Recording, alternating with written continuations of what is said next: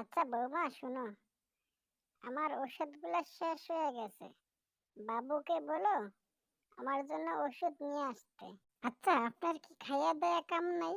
2 দিন পর পর ওষুধ লাগে, 2 দিন পর পর পান সুপারি লাগে, এইটা ওইটা লাগতেই থাকে আপনার।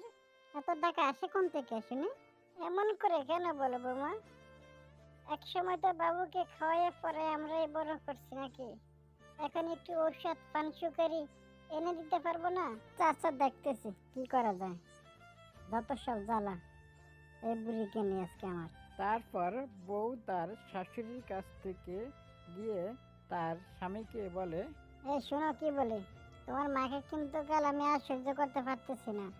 কি করবার তা করো তাড়াতাড়ি। সারাদিন এইটা ওইটা চাইতেই থাকে। আচ্ছা দেখি কি করা যায়। কিছু একটা তো করতে হইব, কিন্তু করবোটা কি? এই বুড়িকে নিয়ে আসি যত জ্বালায় আর কি। কিছু তো একটা বলো, কি করব? আচ্ছা শোনো, আমার কাছে একটা বুদ্ধি আছে। সেটা হয়েছে, তোমার মাকে তোমার ছোট ভাইয়ের কাছে রেখে আসো। তাই তো, তুমি তো সুন্দর একটা বুদ্ধি দিছো। চলো মার কাছে যাই, মার কাছে বলি যে সবকিছু গুছিয়ে নাও, আমরা তোমাকে তোমার ছোট ছেলের বাসায় রেখে আসবো। রাকিব তার বউয়ের কথা শুনে তারপরে তার মার কাছে গিয়ে তার মাকে বলে, আচ্ছা শুনো মা, তোমাকে তোমার ছোট ছেলের বাসায় রেখে আসবো। ঠিক আছে, তুমি সবকিছু গুছিয়ে নাও তাড়াতাড়ি। কেন বাবা, কি হয়েছে? আমি কি কোনো অপরাধ করছি?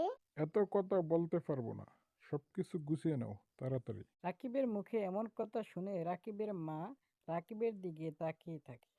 তারপরে তারা রওনা হয় তার ছোট ভাইয়ের বাসার দিকে। তার ছোট ভাইয়ের বাসার কাছে গিয়ে দেখে তার গাড়ি বাড়ি ধান সম্পদ হয়ে গেছে। তারপরে দেখো সেলিম, কে কে আসছে? আমার মা, ভাই, ভাবি আসছে। আচ্ছা বাবা, এত খুশি হইস না। ওরা আমাকে রেখে চলে যাইব।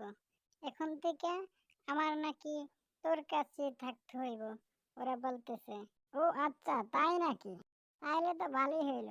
আজ থেকে আর আমাদের একা থাকতে হইব না। আচ্ছা রাজীব শোন, এই বুড়ি আজ থেকে তোর কাছে থাকবো, আমার কাছে কিন্তু মনের ভুলও পাঠাবি না।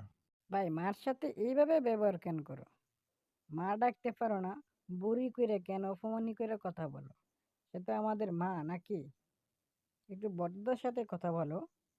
আচ্ছা ঠিক আছে, আজ থেকে আমাদের কাছে থাকবো।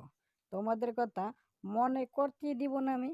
আচ্ছা ঠিক আছে, আমাদের কথা মনে না করলেও ভালো। আসি তাহলে এখন। তারপরে রাকিব এবং তার বউ চলে যায় রাজীবের বাসা থেকে। তারপরে কয়েক মাস পর রাজীবের ঘরে আসে তার একটা বেবি। আর বেবি দেখে তারা দুজন এবং তাদের মা অনেক খুশি হয়।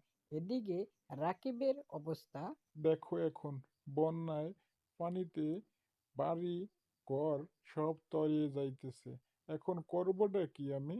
অবশেষে রাকিবের বাড়িটা পানিতে তলিয়ে থাকে এবং তার ঘরেও অনেক পানি জমে থাকে।